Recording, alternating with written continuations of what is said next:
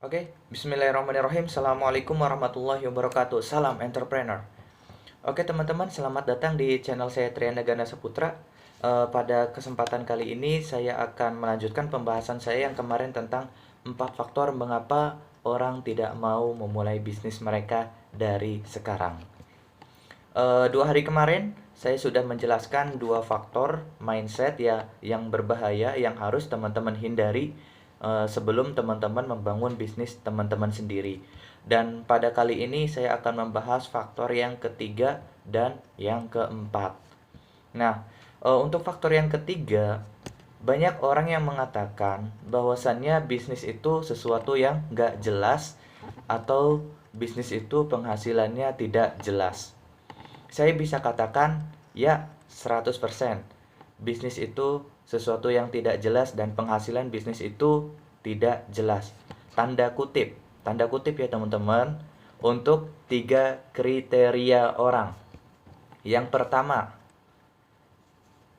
bisnis ini senantiasa tidak jelas dan penghasilannya tidak jelas bagi orang-orang yang enggan mengupgrade ilmu tentang bisnisnya.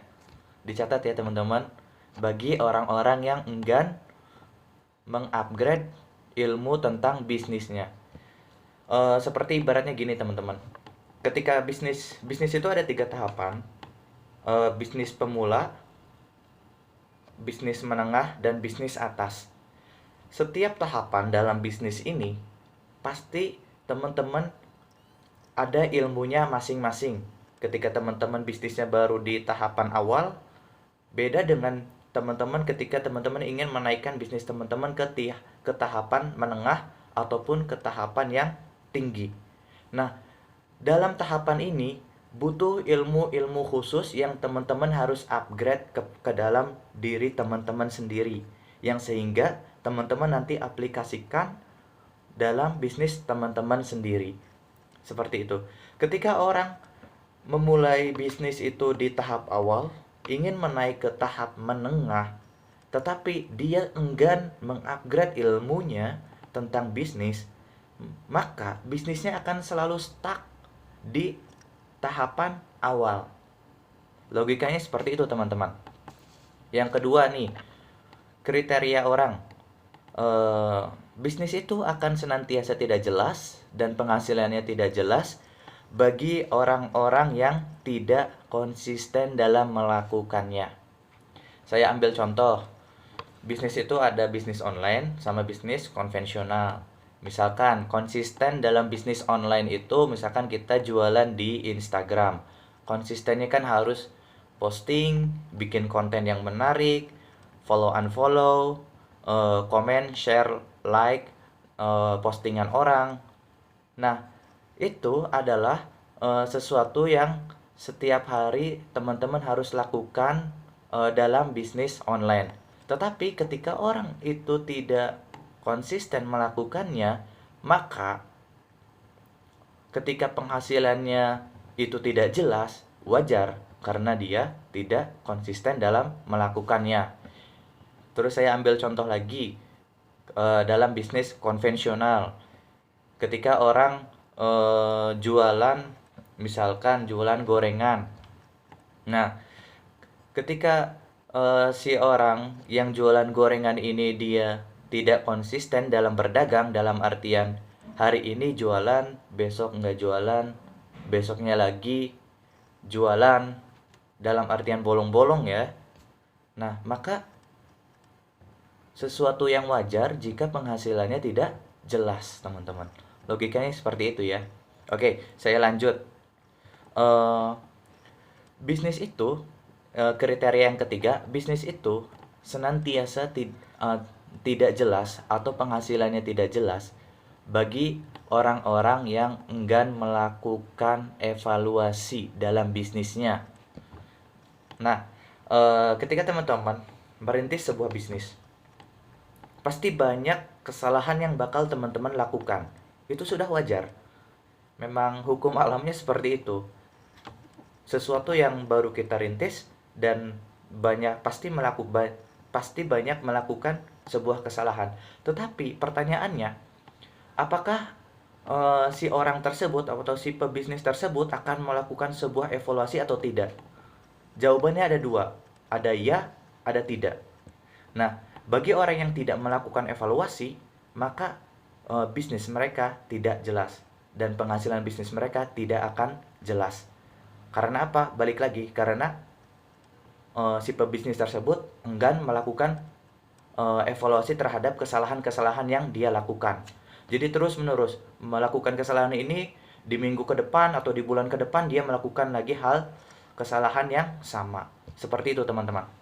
Nah, perlu teman-teman ketahui bahwasannya ketika teman-teman membangun sebuah bisnis, sama dengan teman-teman membangun sebuah bangunan.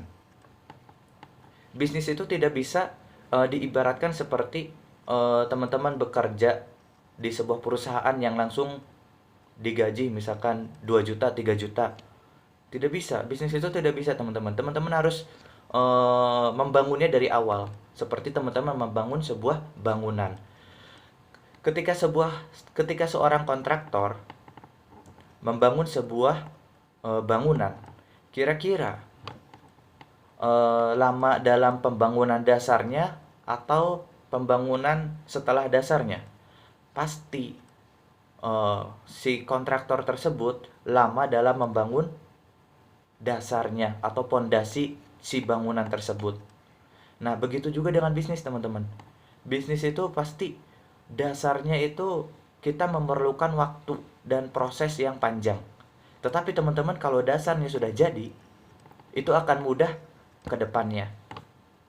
Ya, seperti layaknya bangunan, ketika pondasinya sudah jadi, maka untuk melanjutkan pembangunan setelahnya itu akan lebih mudah, teman-teman. Nah, seperti itu ya. Dan teman-teman harus tahu juga bahwasannya penghasilan bisnis itu bisa diibaratkan seperti roller coaster. Kadang naik, kadang turun, kadang flat. Nah,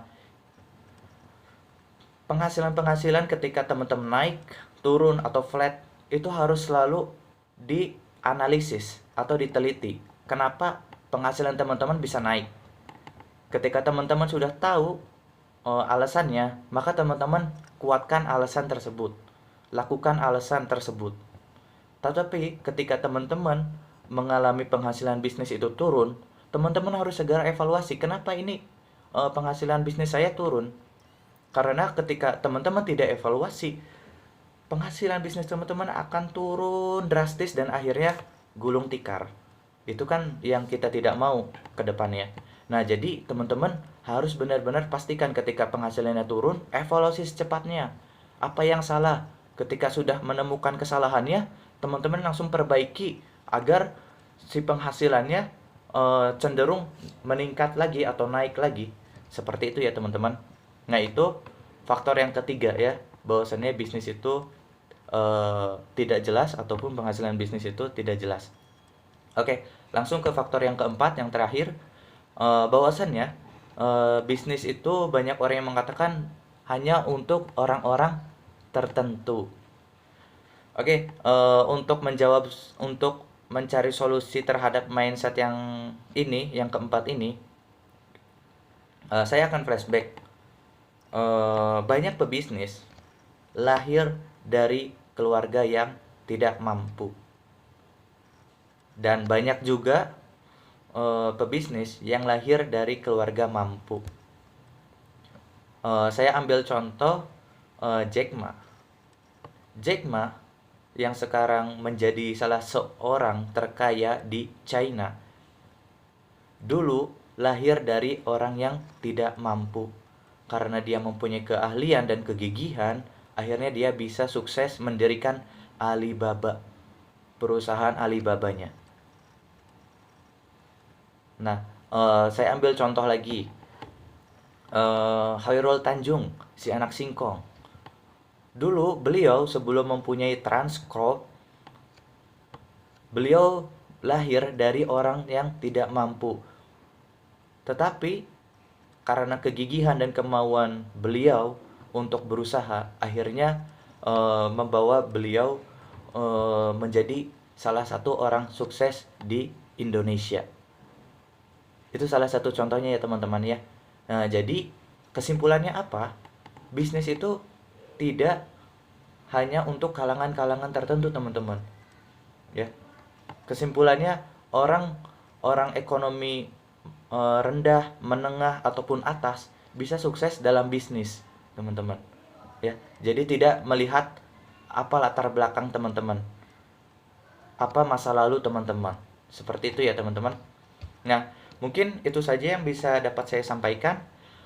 Jika teman-teman mendapat manfaat dari video yang saya sampaikan pada kali ini, silahkan like, comment, and share.